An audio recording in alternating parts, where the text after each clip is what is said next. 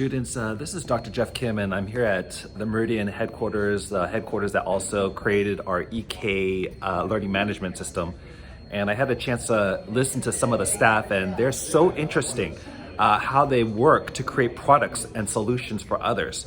So when they describe their work as problem solving, like they're gathering together in teams and having fun problem solving to make solutions that are beneficial for their clients. And so they're listening to their clients, what is it that their clients want, and then problem solving to make solutions for them.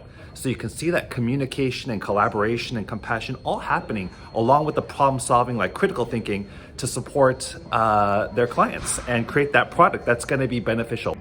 All right, Jason Collier, thank you so much for the recording. And we're just continuing on with my experience here at eKadence in Irvine, just a major company. And so what am I learning that can benefit students? So to my scholars out there, you know how we have a chance to develop social contracts? Well, they do that here at eKadence as well. They have core values which they follow. And that made me think about in our teams, in our own teams, if you do that as well, create norms and values for yourself of the kind of ideal team that you want to have, and checking in with each other to see if you're meeting that expectation and standard. And I'm just going to continue on with all the other things I'm learning that I think could benefit you, that we're doing in the classroom that could benefit you. Another item is the screencasting. You know in our class how we do a lot of screencasting where they're sharing out on information, things that they've done. So today that happened. There was an individual who had screencasted a portion of their presentation, and we had a chance to see that. So you can see the skill live and very valuable for the workplace itself. Also Zoom as well. That person was zooming in, so the ability to have a very strong presence on Zoom is also important. Another aspect that I want to share about is the process design, the design process. So as they're working on a project, and as you're working on a project, maybe you're defining the problem at the very beginning. And now in our classes, this is usually a driving question. There's a question we're trying to resolve, right? And so initially you might begin with some what they call ideation or brainstorming, but then eventually they make the product. And I know some of our students, they're just turning in their work and they're going, yeah, this is it, I did it. But then is it meeting the expectation? Is it meeting the rubric? And so this is where here in eKadence, what they do is they have an iterative process. That means they look at it again and again and again until it reaches the expectation it needs to have. So as you think about your own projects that you're working on, are you looking at the rubric, and are you having an iterative process where you're thinking, what would you rate it and how could you make it better? Also, let's see. Another thing I want to talk about is customer service. That's something that was really emphasized here. We go to different companies. A lot of people choose who they're going to work with based on their customer service. Have you ever thought about that from the perspective of you working in your teams? How is your customer service to your teammates?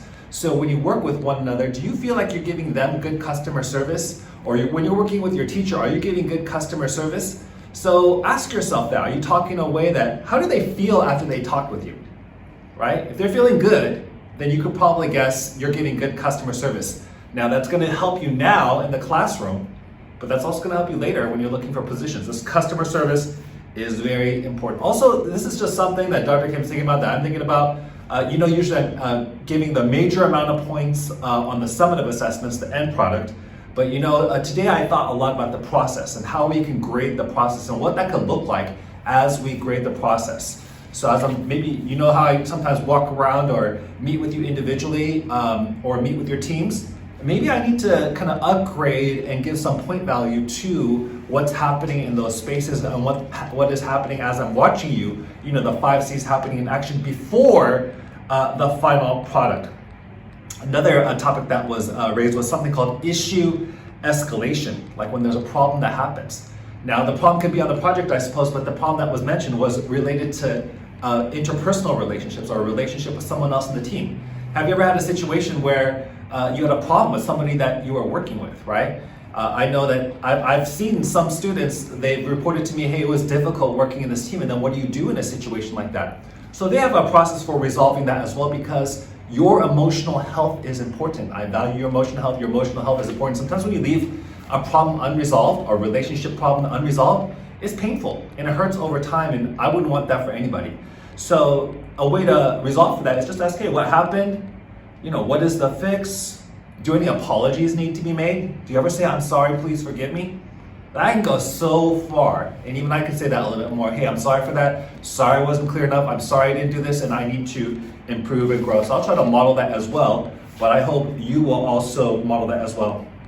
Now, these are two pieces that I think I'm definitely thinking about incorporating in the classroom instruction. So the first part is kind of like this check-in that they do. And what they do is the team meets, and then they talked about, what did I do yesterday?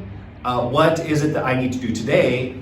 And then, are there any roadblocks to reaching my goal? Because I guess it could also be, what are your needs for today? So that's what might happen at the beginning of class, toward the beginning of class. And then, of course, you're working during the middle of class. And then towards the end, they have something called a retrospective. Maybe I'll call that a debrief. And then you'll ask like, hey, what went wrong?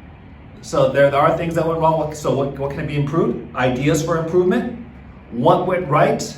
And action steps. I know these days we've been making something called the e-portfolio.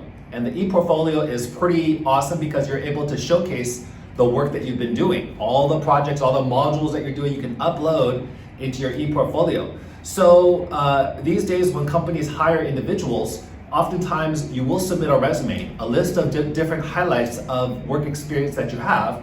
However, many people do not have an e-portfolio where you showcase the work that you actually did. This is you showing what you know, right? So think about the e-portfolio you're making now. This could definitely be used for your jobs that you maybe try out for and internships that you try out for in high school, and perhaps right out of high school into college and beyond.